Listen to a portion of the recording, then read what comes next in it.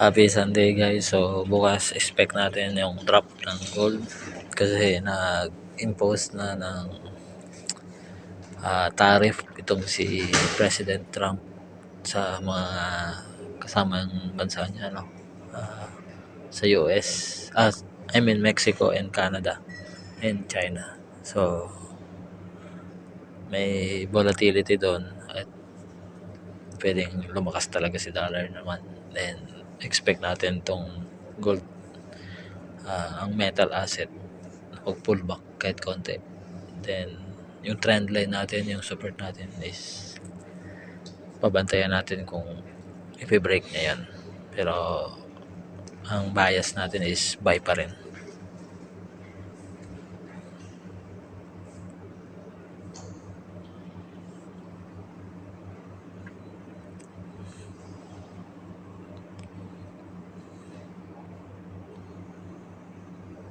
So itong white, ah sa 1 hour time frame natin, ayan, itong white na to, pwede siyang mag-bounce dyan.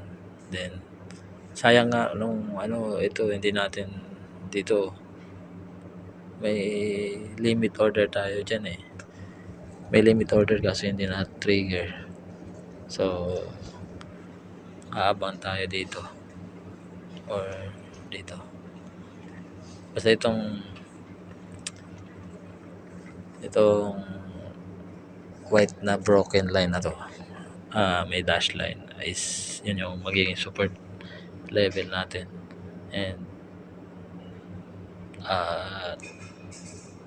buy tayo dyan, buy pa rin tayo. Ang bias natin kay gold.